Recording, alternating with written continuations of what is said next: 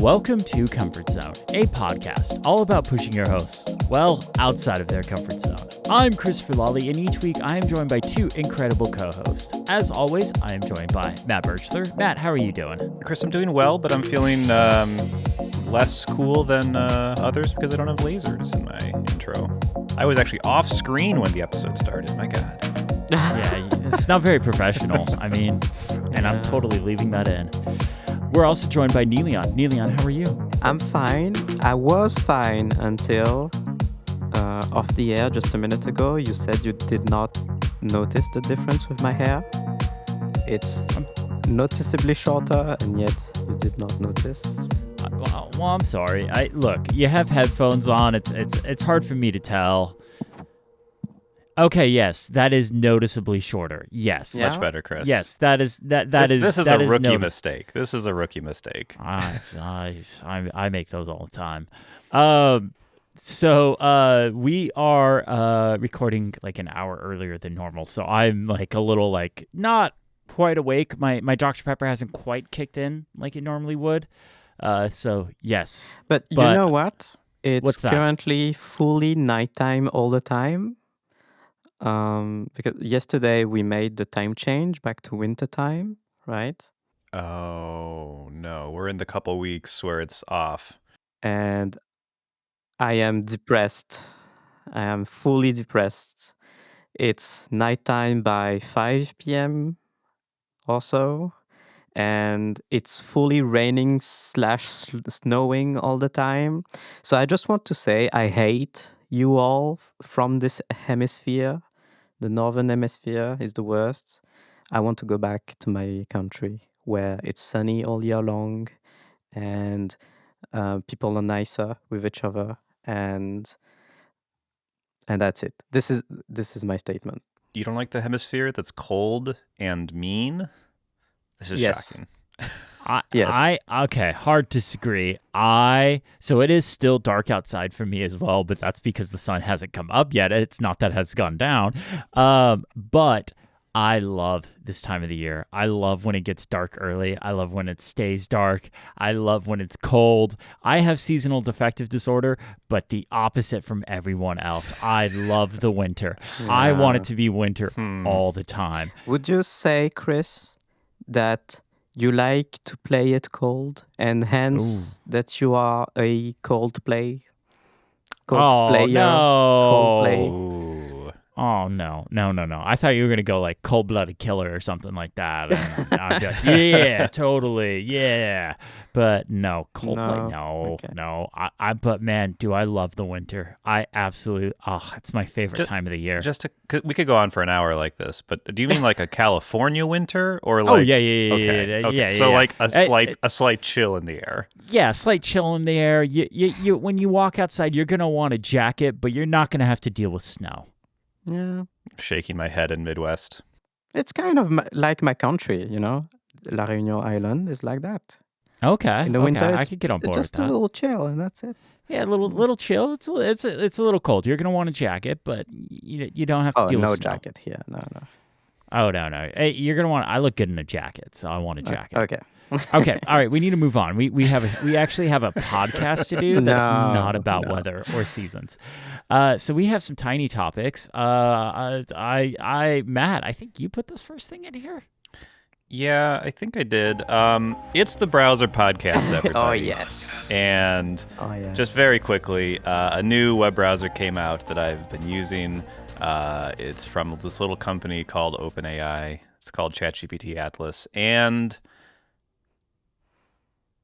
it's nice. It feels nice to use. I could rant for a long time about how I think agent modes are so stupid, and maybe they'll be useful one day, but they are terrible right now, and they seem to be marketed specifically at the sorts of people who have assistants that just do things for them, and they haven't grocery shopped for themselves in 10 years, and they haven't booked a flight because they just have someone do that for them, and they think everybody lives this way. And anyway, I find them very stupid, but it feels nice to use. It's got some nice animations. Yeah, it's okay. Yeah. So, as the other co host of the Browser Podcast, I will step in and say that I also tried it for like 30 minutes. And I saw your video, expert video, Matt Birchler on YouTube. And I agree with all your takes. It looks very pretty. It feels nice. And it's very, I agree with you when you say, especially, that a web browser must feel nice to use. It's a must. That's my number one requirement. It needs to feel Exactly. good. Yes. Firefox, boom, out, Out of the question. out of the question for this only reason. Yeah. Please Mozilla hire a designer someday. But anyway, so it's nice, but other than that, it's just like Dia, which means if you don't know what IDEA is for, this is exactly the same, conclusion that you will reach. What is this? What is this for? You can just open a ChatGPT tab if you need to ask a few ChatGPT questions during the day. Anyway, yeah. Yeah. We'll see what they do with it. We'll see what they do with it. But I don't know.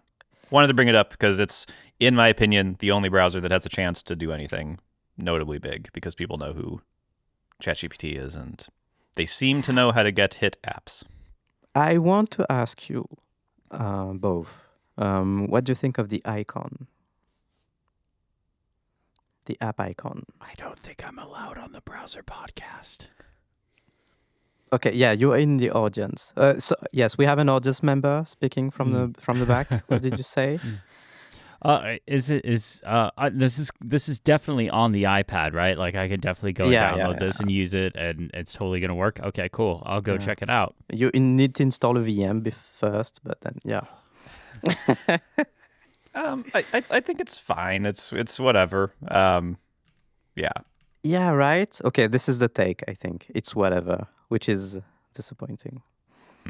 Because I think the name is very good. It's a good name for a browser. Atlas, yeah. Atlas, for sure. yeah. And the icon is disappointing. Not that I would use a ChatGPT browser, but not for more than 30 minutes. Yeah. Just to know what I'm angry at. Exactly. Yeah. You gotta know what I'm angry at. Okay, cool. Thank you for coming to the Browser Podcast. Thank you, Matt. Whoa, that was weird. I was like pushed back into like an audience seat, but like I was the only audience member and I lost my microphone, but then like somebody handed me a mic for 10 seconds and then took it away. Yeah. Weird. Wow. I don't know what stuff. happened there. All right. We have a couple other things in Tiny Topics. What else is going on here? Okay, so I put in a cryptic phrase. I wrote, the young, they like their Find My. I put this in the document just because I wanted to chat with you about it. It seems like I've seen this mentioned around and about, like the younger folks. Like I'm talking about people who are still going at school, for example, or even maybe early university, that kind of age. So they already have smartphones and all of that, and they all add each other on Find My. And here, especially as you can imagine in France, the majority of people don't have iPhones, right? It's quite a minority, especially if you're looking at a young crowd. They mostly have Android smartphones. Okay. And yet, this is still a thing.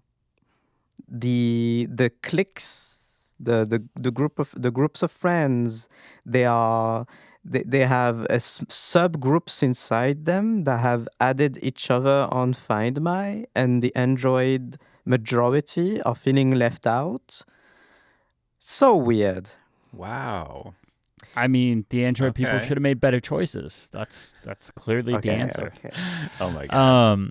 Well, I mean, if you remember, Find My originally started off as a social network. It was Find My Friends, and that was supposed to be like the location-based social network. And I guess it's finally taking off. Yeah, interesting. It's a thing for families. Like my family has added to it, but like Friends is interesting. I guess if you're in high school, you're like constantly like hanging out with friends and stuff. Yeah. When we did our trip to Disneyland, Find My was awesome. Like, we were just able to be like, oh, those people, they are at Space Mountain, or those people are on whatever. Like, we could like just find each other whenever we would break off and go do our own things and stuff, and we'd meet back up together and stuff. It was fantastic. But there's the thing where I think like most of these young people, they use Snapchat to see each other on the map, because so Snapchat has the Snap Map. I don't know what it's called anymore, and so they mostly use that. But there's like this sub-click of people who have that, but Interesting. on iOS with the Find My network, etc. That's interesting. Huh. Anyway, Cool. Random thing. I know we're short on time. It is super interesting to hear, especially like teenagers are mostly Android over there. In the U.S., I mean, everyone is. okay, everyone is. Yeah. Like in the U.S., it's like the majority of people have iPhones, but it's like 60-40 or so. I don't know what the exact number is, but with high schoolers, it's like 95-5. Everyone has an iPhone. If you're a young person, you have an iPhone.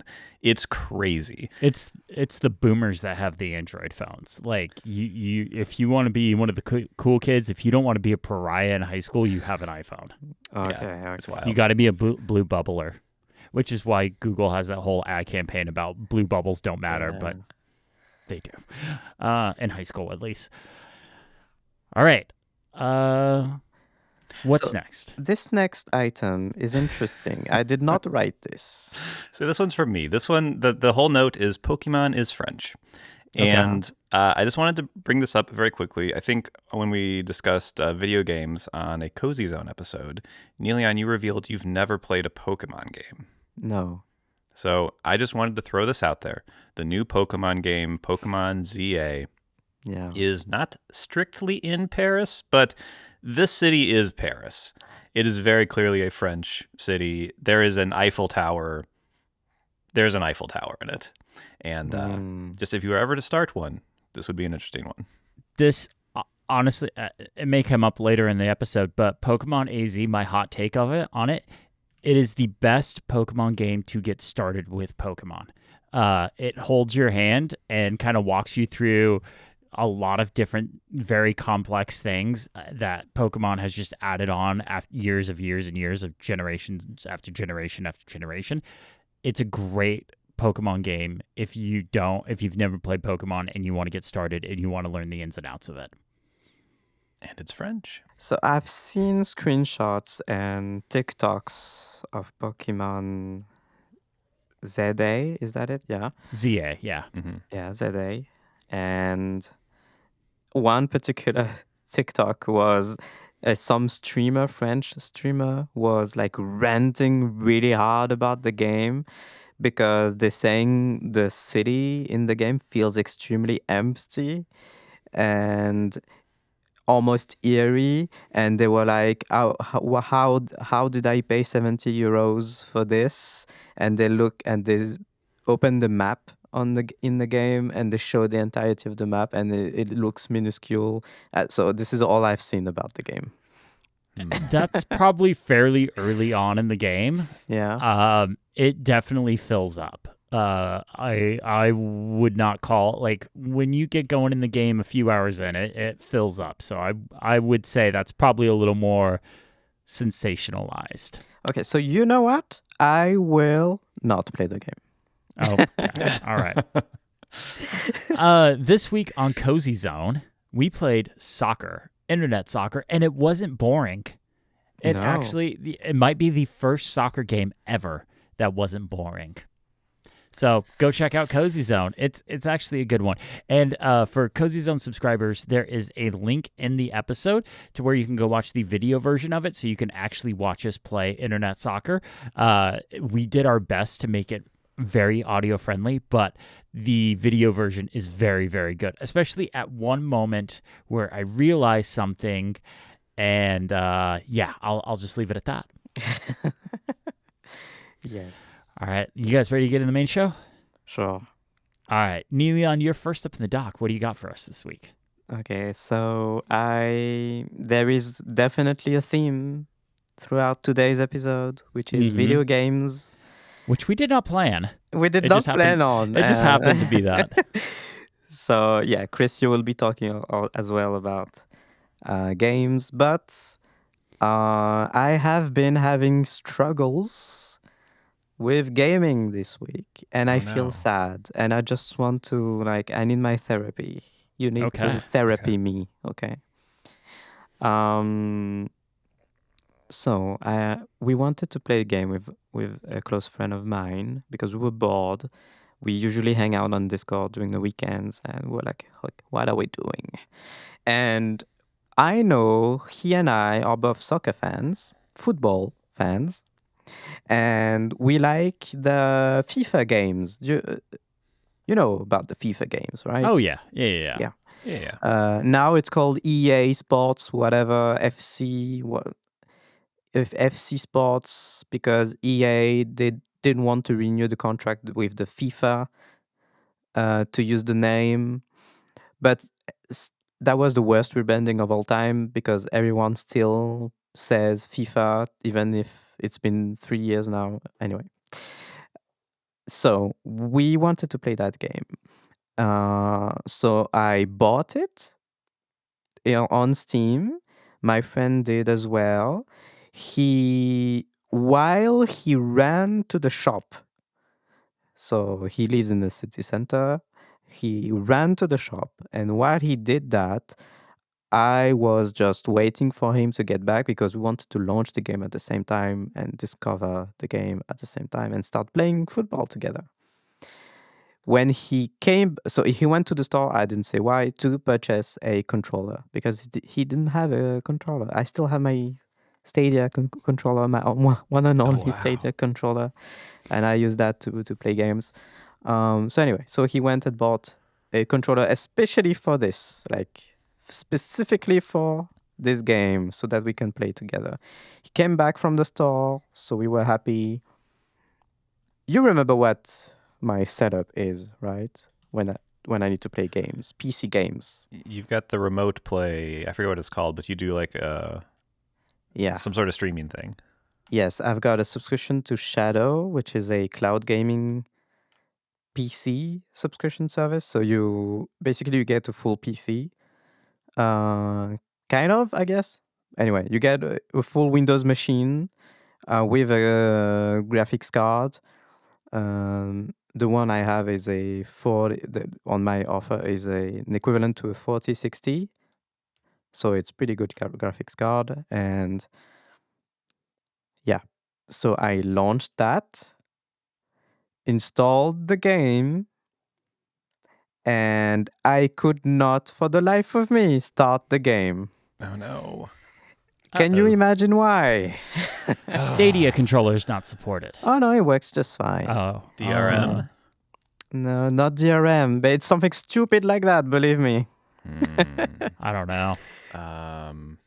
They don't recognize your graphics card or No. something like that. Okay, I will guide you. It's something that's common to a lot of competitive games. Anti-cheat. Exactly. Oh. The game, it just does not launch on a cloud gaming PC because it detects it somehow. And when you go to a specific support page from Shadow, they are aware. Like they have a section, EA blocks all of their games from running on our machines. Oh no. Due to anti-cheat software. So I was extremely sad and disgusted because and quite I felt quite guilty because my friend, they had just run to the store to buy a controller specifically for this, and we can't play the game. Oh, okay. That sucks. That sucks. Does the story have a happy ending? No. Oh no.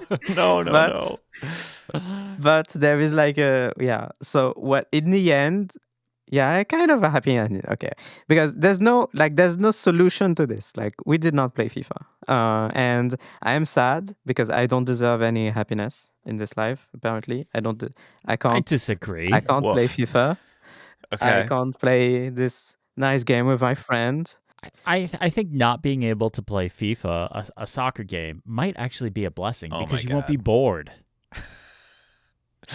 Yeah, and in the end, we tried to look for something else, Oh. and we started playing No Man's Sky. Ooh. This was my first Oh. time playing No Man's Sky. Oh. It runs amazingly. Uh, with like I've already got 10 hours or so of playtime. Even though we installed this 2 days ago, and yeah, No Man's Sky is great. I've heard this. So Oh, this you is haven't nice. played No Man's Sky either? No. Oh. Okay. So, No Man's Sky had a terrible, terrible launch, and Yeah, there was a lot of things promised in it that did not come with the launch at all. But they have like put a ton of time into it, and it has yeah, become a great game. it's I've great. It's Yeah. like Minecraft meets Satisfactory meets, I don't know, Elite Dangerous a little bit, exploration or game. the what's the Kickstarter game that's never actually going to come out that has Mark Hamill in it? Star Citizen. Yeah. Yeah. Oh, Yeah. Star Citizen. Yeah, Yes. yeah. Um, That game is never actually ever going to be officially released. I'm calling it now. It looks incredible. We don't need to go down this, but there's so much stuff here. But yeah, I don't know if they're ever going to do a 1.0. so this is kind of a mid happy ending. We played No Man's Sky, and I will keep playing No Man's Sky. But I need therapy because, like, I want to play FIFA games, and here's the picture. I can't buy a gaming PC. Like, this is too much of an investment, especially right now, because things we're looking to buy a house. That money needs to be saved up to the cent, and I can't invest in $1,000 PC. Okay, Yeah. Fair enough. so, and I wouldn't even have the room. It's a whole thing. Um, yeah, that's it. I'm just sad. I can't Okay. afford a gaming PC. The few games that I want to play, they run terribly. Like, you remember the Flight Simulator saga that I've had to go through. Um, No Man's Sky runs great, but that's just one game. Euro Truck Simulator is all right, but it doesn't detect properly my driving stick, and Okay. Okay. yeah, I have I'm I have sad. a question and a suggestion question. Okay. Um, the question is, have you gotten a refund from Steam for the game? Oh yeah. Oh yeah. Okay. Okay. Just making sure. Got Just it making sure. immediately. Yeah. Yeah. For those who don't know, if you play less than 2 hours of a game and it's less than 2 weeks since you bought it, you can do a refund Exactly. Yeah. for any reason at all, which is awesome. That's cool. My next question was, according to Microsoft, everything is an Xbox. So is there something you could do to get the Xbox version of this over their streaming, or is an Xbox Series S a possibility? This is my statement slash question. So do you mean the Game Pass thing? Maybe Game Pass. I know you can just buy the game, and then I don't know how the streaming works. If you have to So pay. I can help you with this Yes, Mr. Xbox, please help us. because I did a whole big deep dive on this. So there's like multiple tiers to Xbox Game Pass. There's Xbox Game Pass, then there's Xbox Cloud Streaming, but then you can get Xbox something Ultimate, which gives you Game Pass and cloud streaming. The problem is their cloud streaming service is probably it's gotten a lot better. It has gotten a lot better, but it is the worst out of all the cloud gaming streaming services to the point where I have given up on it. I have given up on the Legion Go. I've given up on like the cloud streaming handheld stuff. I just like cannot get current day games to run great. I can get older games to run fine. I can get like turn-based games to run fine, but I just can't get. So I've given up on the whole Xbox Cloud thing. And I can imagine on a FIFA game that you're playing against somebody else, you're going to want as low as latency as possible. That I don't think is going to be the best solution. Where you might be able to get away with something is NVIDIA GeForce Now. Because I could see NVIDIA GeForce Now where it's because you're not renting you're sort of renting a PC, but you don't get that Windows level. You're just playing games on it. And with that, I'm sure they've worked with EA to make sure like their sports games and stuff are running fine because it's a fairly popular, fairly big game streaming service, and that one seems to have the best performance. So that might be an option for you. The other option is so you don't want to spend any money at all. Yeah. Here comes the piracy. No, that will never be a recommendation for me. That will never be a recommendation from me. I'm trying to figure out a way where you don't spend money, but you get a Nintendo Switch 2. Because I have a feeling that would solve a lot of your issues. How? I don't know. I haven't figured that part out yet. It just sounds really good. It sounds really good. So I agree. Next time you see a truck driving through your neighborhood that has a Nintendo logo on it, rob it. No, don't do that. But so I'm worried about the Switch option because speaking of the Switch, both No Man's Sky, for example, because we've mentioned these two games, both No Man's Sky and FC 26, so FIFA 26, are available on the Switch. Mm-hmm. I've played a FIFA game on the Switch before. It was the worst gaming experience of my life. Yes. They did the new on the Switch 2. It is better. It is 30 FPS though. Okay. So it is actually the same game now, which it wasn't on the original Switch when they did those famously terrible ports. But it is 30 FPS, not 60, which is Interesting. rough. Interesting. Yeah. But No Man's Sky runs great on the Switch too. I'm just In fact, it's on sale right now. I'm honestly probably gonna buy it again just so I have it on the Switch too. Just checking now regarding GeForce Now.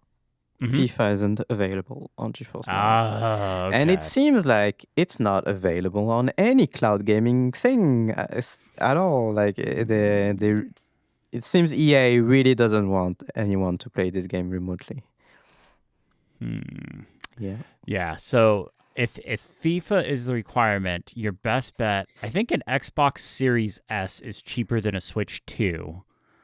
I think that's the cheapest option. Really? I think that would be your cheapest option, which I know you don't want to spend money, but Yeah. I think given your current circumstances, that might be your best bet. I think Is that cheap? 300 euro. It's still, I'm not saying it's cheap, but it is cheaper. I think it's the cheapest option because it sounds like no matter what, you would need new hardware. Yeah, it's 350 euro, which is more than it was when it launched, which is Yeah, because Anyway, Xbox just raised the a price. sign of the So- times. That's 100 less than the Switch 2. That doesn't seem like a big enough difference. I would just get a Switch 2. Okay. Yeah. I mean, I love my Switch too. Yeah. I mean, I'm Which not saying we'll get you to. guys have to find a solution. I don't deserve happiness, like I said. So, No, that's not true. Yeah. That's not true. I just don't know with your current setup, especially since EA doesn't allow you to stream the game. I even thought about the Steam Deck option. Okay. Ooh. Turns out, Mm-hmm. not compatible with the Steam Deck.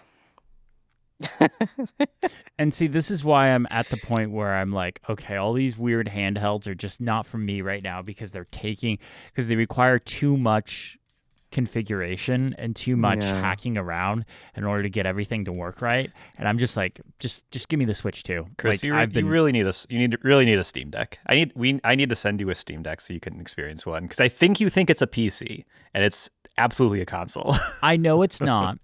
But at this point, the Steam Deck is so old that I'm just waiting for the Steam Deck 2. Like, I'm just like, I don't want to invest that money and then get something in like a year later, the Steam Deck 2 comes out. Yeah. I'm fine waiting. Okay. But I could absolutely see a world where the Steam Deck 2 comes out and I get that. And you get all of us it so that we can all play FC 26. Because then we can play. No. I mean, we did play football together, right? Yeah, imagine that with just better graphics. Yes. Yeah, I'm good. I'm good. That's it, guys. I don't have anything else. I'm just sad. And I want you to leave the show today with that feeling of sadness of Niléane is sad. And I want that feeling to linger in your brains.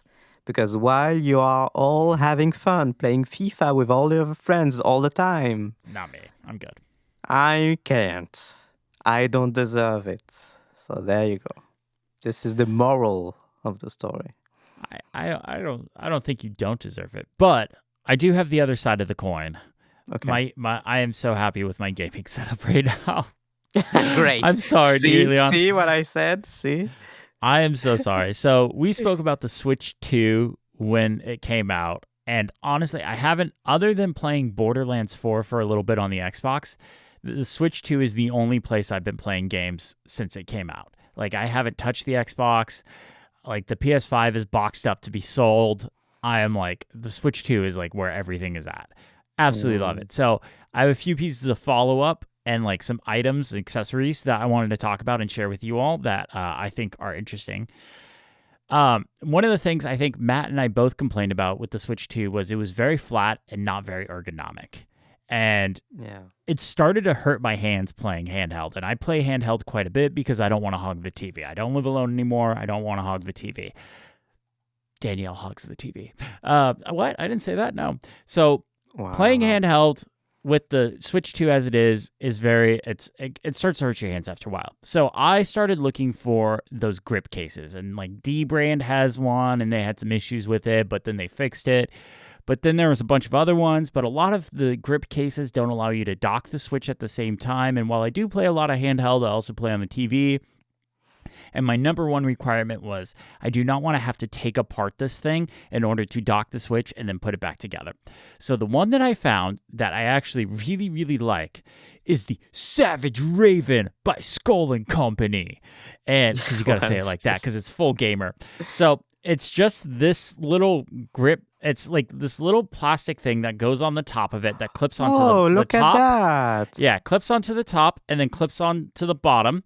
And then what you can see right here is there's a grip right on the left side, there's a grip on the right side, and you can hold it. Now, what's cool about this is it comes with 3 different styles of grips. There's a low profile, a medium, and a huge one. I have the huge chunky one on here because that's what fits my hands.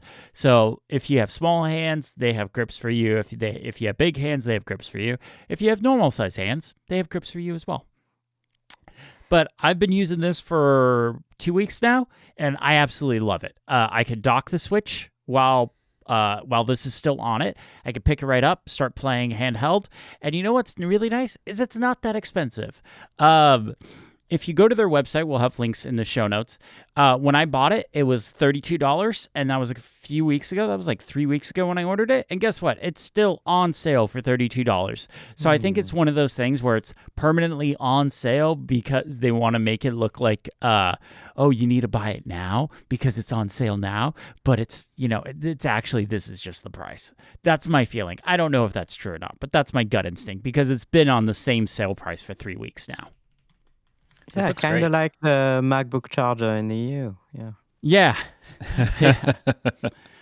My one regret is I didn't buy. So you can buy the grips, but you can also buy a combo of the grips and a carry case that the grip the Switch with the grips will fit into. And I regret not buying that. And I might have to reorder this whole thing because you can't. It doesn't seem like you can order it separately. Chris, you've got a carrying case already in your suitcase. Don't even say it. You're wearing the case. You are wearing the case. I am not wrapping up any of my expensive, nice technology in a shirt. Chris, I want to say about the grip. Uh-huh. Look who's back. The wrong orange is back. It's the Nintendo Switch. Okay, their website does not do a good job. Okay. It's the Nintendo Switch Red. Yes. It is the same red-orange color that matches like the Joy-Con thing on the let me try and get it in focus. So it's the same orange color that's on the excuse me. Ooh, that was weird. Voice was cracking. But same orange that's just underneath the sticks is the handle as well. And you can get it in all black. I honestly didn't see there was an all black option, or because I would have ordered that, because I'm not a big fan of the blue and red orange mismatch. And the wrong orange. Yeah. Yes, sure. 1 second. I've decided it's the wrong orange as well. Okay. Well, how's this orange? It's the wrong one. That's the right wait, is your orange iPhone pink too? No, it's not. No, I Have you seen this? Yeah. The people using isopropyl alcohol on their iPhones, and they're turning them like probably pinkish, It reddish. looks kind of cool. I don't know. Kind of regret my purchase now. I wonder what happened to the blue as one. you should. Ooh, has anyone done it on the blue one? Do we know what color this one turns? I don't know, We just but you stain should do it it. white. Should I risk it all and just go ahead and do it? Absolutely. It's not my iPhone. I don't care. Yes. But anyway, Savage Raven grips, absolutely fantastic. They're not that expensive. They fix the ergonomic issues of the Switch. I wish I didn't have to put a third-party case on it, but you know what? My hands feel good playing this for a long period of time. We had some stuff happen over the weekend, and there was a lot of waiting around. And, I played a lot of Switch handheld this weekend, and my hands felt fine, whereas if I played it without it, my hands would be destroyed. So if you have a Switch 2, highly recommend this. The other Switch accessory I got is the TomTalk carry case. Well, I like this carry case because it's a hard shell case and it's super low profile to the point where it literally has, if you look here on the sides, it has the D-pads and the sticks because they actually that's where they actually go. The Switch's D-pads and sticks go because they made it as low profile as they possibly could. So they have these little bumps and stuff on the outside of the case. And on the back side, the back is as flat as it can be. And then it pops out a little bit for the Joy-Cons and stuff like that. Really like this case. I think John Voorhees was the one that told me to get this one. So thank you, John. And it even has a little place in here for you to put your cartridges if you have physical Switch cartridges. I have 4, and I regret buying those 4 because I wish everything was digital. Oh, My hands are too big. I can't get the cartridge in and out. It's so hard for me. Oh, Ridiculously hard for me. But yeah, good carry case.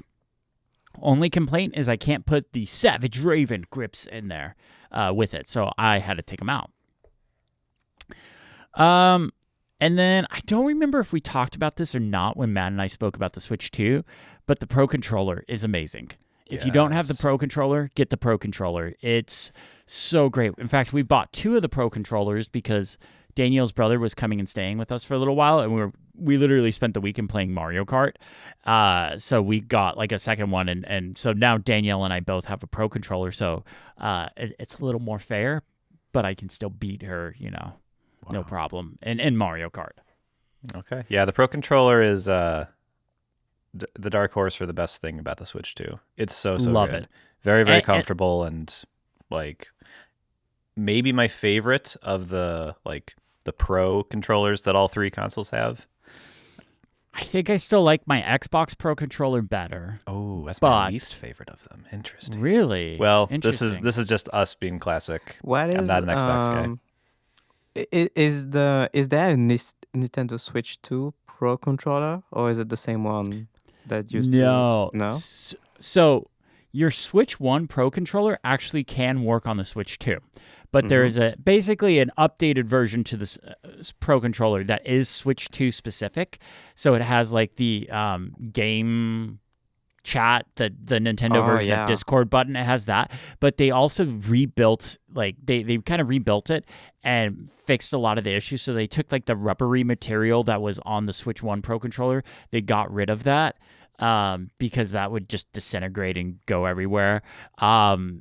There's some other changes that I can't quite remember off the top of my head. The joysticks are very smooth. It has the back paddles built in. So those pro things.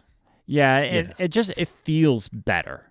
Like it just feels better to use long term. And I don't know if the battery life is any different, but the battery seems to last quite a while. So that's kind of like my hardware accessory stuff. Do you guys have any questions on that before I move on? No, you said something about a case, and I just don't understand why anyone would spend money on those. Dude, it's so cheap, and like, you don't even with me. Like, your Switch 2 screen is gonna get broken, and I'm just gonna laugh. I'm the kind of person who, regarding a Nintendo Switch, I just put it in my backpack, and that's it. Oh. I wouldn't even wrap a Switch. Oh, that freaks me out. The few times that I've traveled with it, this is what I've done. I just jam it in there.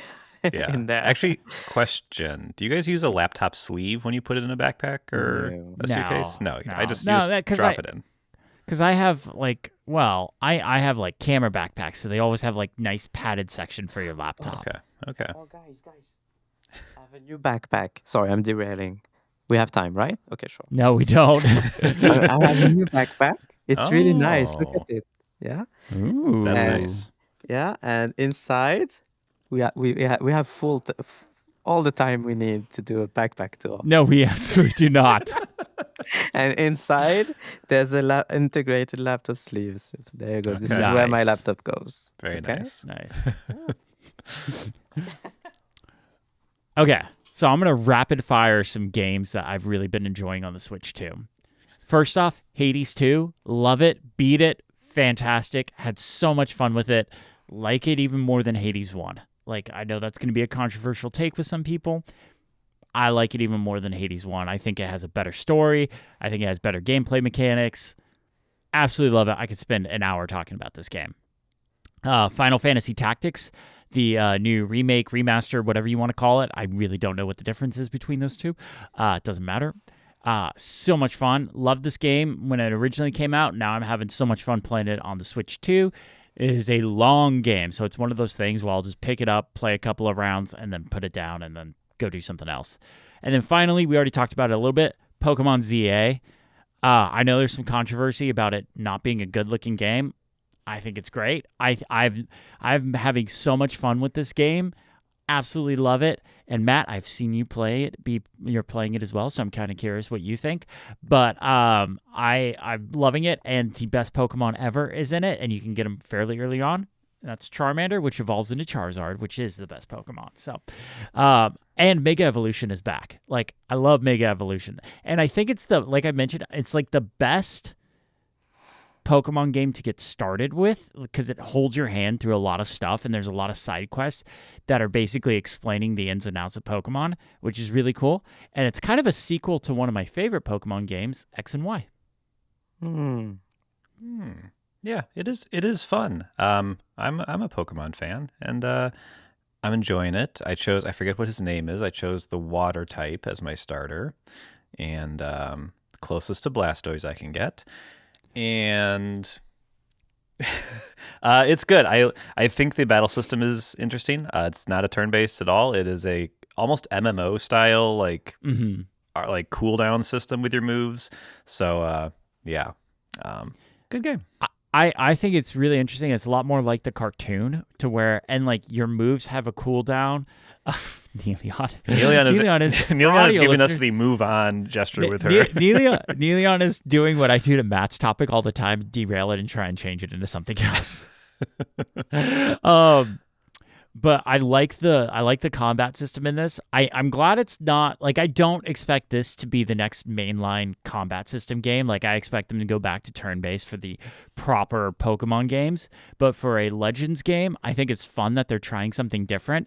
And it's really interesting because I actually have to be a lot more purposeful about what moves I give a Pokemon, because normally I would do 4 different types of attack moves to get through the story. Like if it's Charizard, I would go Flamethrower, Thunder Punch, Air Slash or Fly, and Dragon Breath, Dragon Rage, something like that.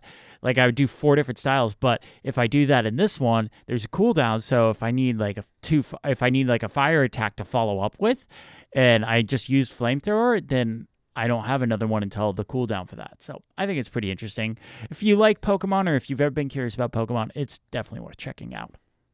Alrighty. The challenge of this week's was Matt's, right? Matt, what did you have us do? I had us do something interesting with the local AI models. And I don't mean to brag, but I went so hard on this challenge. I crushed it. So we recorded on Friday morning last week. Friday afternoon, I started working on a new app. Since then, that app is on the App Store, and it has had a software update, and the second update is getting ready to go to app review. That app is called Quick Notes, which you can't see at all. There we go. Quick Notes. There we go. Quick Notes is an app that solves my specific problem where I listen to articles while I'm walking my dog. I'll find something I want to write about, and I'll try to write that blog post on my phone. And I just don't enjoy typing, especially because I'm like walking the dog as well. I'm doing it one-handed. It's a whole thing. So I like to dictate, but dictation on the keyboard, on the iOS keyboard, is just not good. It's really not what I want. But Apple has this incredible transcription thing that runs locally. And wouldn't it be great if I could just talk into my phone and get a high-quality transcript of it back, and I could copy that and paste into Obsidian where I write? Well, that would be great, Matt. How would you go about it doing that? So amazingly, I have not found a good app for doing this. So I made my own. It's called Quick Notes. You just open the app, you hit record, you record your note, and it transcribes it with the high quality model that they have that I also use in Quick Subtitles. Something. By doing one thing, you get a skill that lets you do other things. It's very cool. Learning, what a concept. And it's great. So it uses the local AI model on your phone to process everything.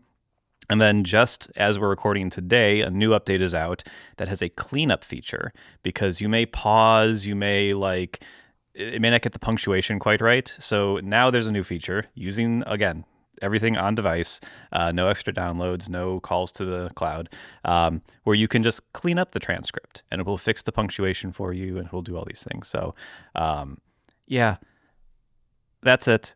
I made a whole app, and it's out. It's totally free. No in-app purchase. I know, Chris, you'll be upset about that one, but yeah.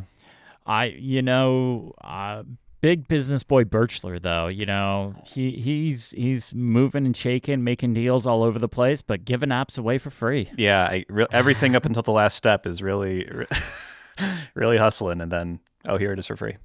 This is great. I am on the test flight for it. I didn't realize it was on the App Store already. So I will go download the App Store version. I guess it's free, so I guess it doesn't matter. But I do think you should have charged something for this, because that is a really good concept. It's really cool. I played around with it a bit, and I'm like, this is absolutely something I could see me using all the time, like out on walks, or even just moving around in the studio when I'm picking things up or something like that. It's really cool.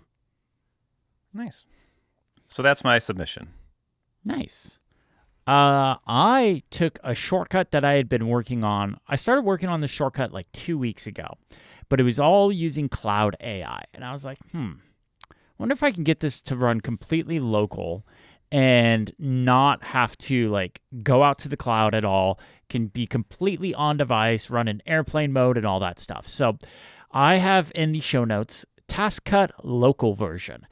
And what this does is it gives you natural language input for Todoist via shortcuts.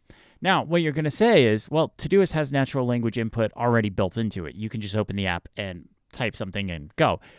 I don't want to switch contexts. When adding a task, I do not want to jump over to my task manager to have to enter something. I want to be able to hit a keyboard shortcut or tap a shortcut and just type away and let it go to the proper place and not have to jump out of the context that I am in. basically for me, because I have like such weird focus issues, I the less I have to switch contexts, the better I have for me. So Todoist doesn't support natural language input via shortcuts at all. The create task action for Todoist is very limited. It's very like step by step, very rudimentary. So what I decided to do was, okay, we will create a shortcut here that starts with the typical ask for input.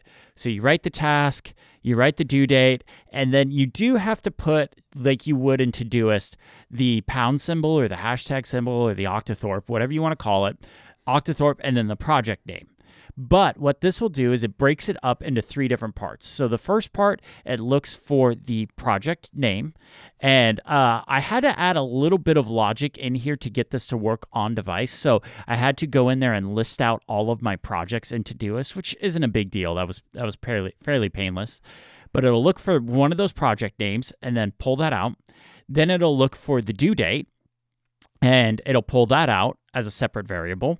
And then it'll look for the task, and that'll pull that out as a separate variable. And this uses 3 different use model actions, all on device, to pull that out. And then it just at the very end, it has the create task and for Todoist action, and basically takes those 3 different variables, so task, due date, and project, and puts them in the right spot, and then adds them to where it needs to go. And it works fantastically. I had this when I did the original version. I had it using the cloud model and ChatGPT because that's what I thought. But honestly, just changing up my logic a little bit, I got this to run on device completely, and it works perfect. Like, I don't have any issues with it. So yeah, that's what I did. Nice. And does it work well enough, or is it not as good because it's using... Now that I've changed the logic in the shortcut and went in and added my projects to the prompt, it works perfectly. It works just the same as the cloud models. So nice. I had to add a bit more logic in there, but it runs all on device now. Lovely. Well done. Thank you.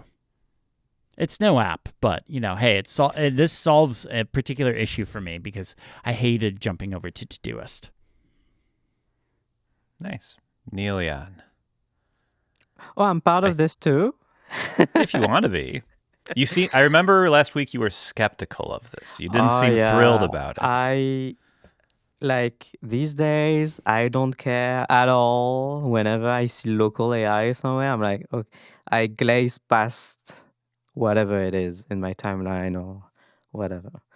So yeah, what I've done is I've taken the joke that I made last week, literally. Remember when you announced the challenge, I said, oh, I just use Apple Intelligence. And so I replaced something with Apple Intelligence is what I've done. I use Raycast, an AI feature of Raycast, almost daily, which is a grammar and spelling checker fixer thing. I have that mapped to hyperkey G, and I use that all the time because I don't trust my English spelling because I'm not a native English speller.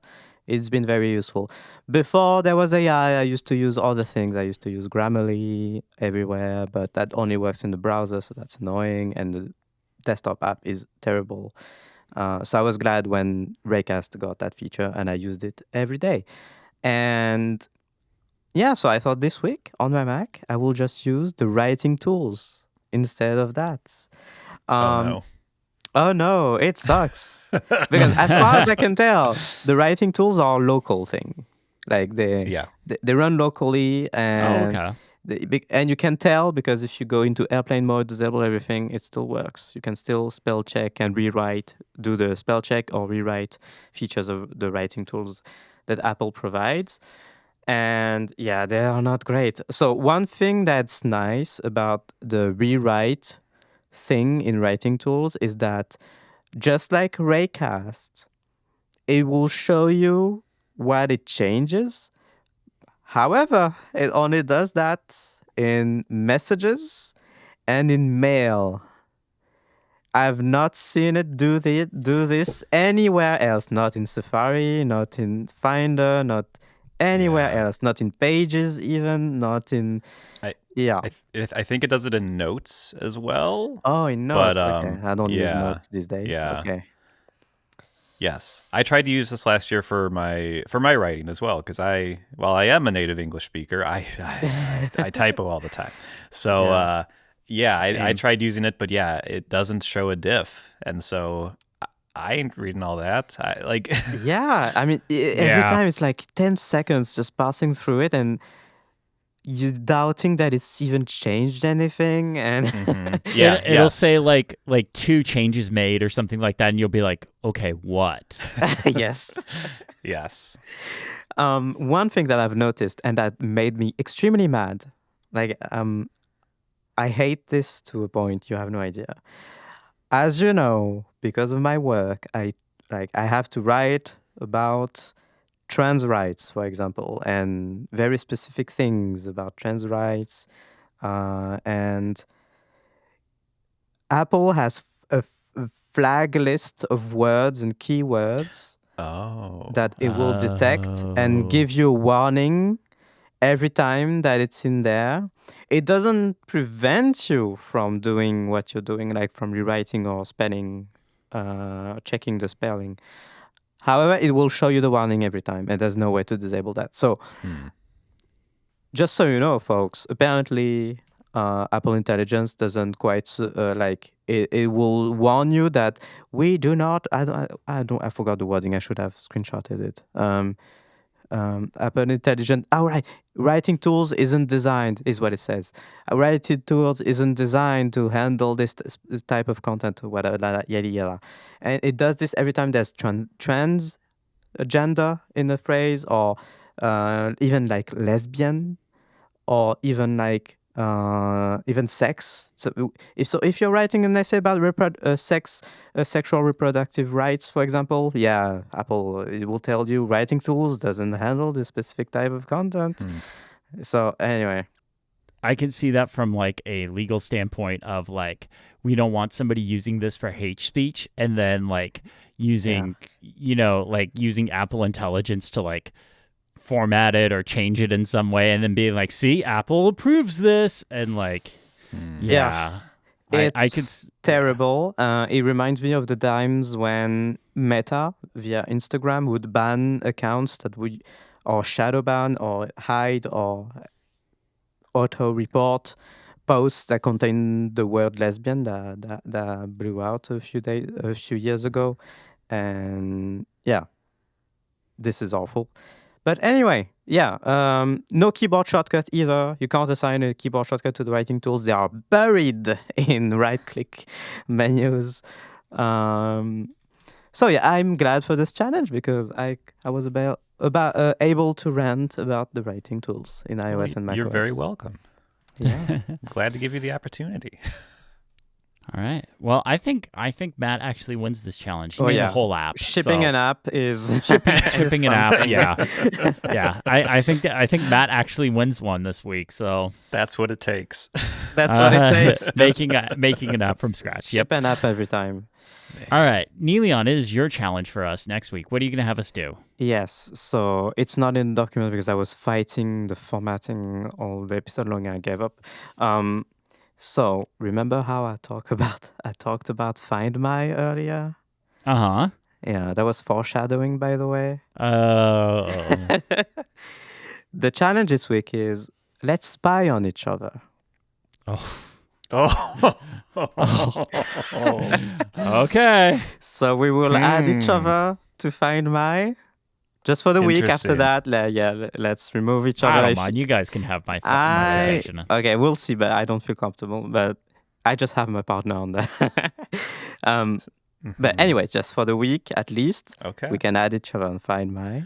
And so what's the deliverable here? The deliverable is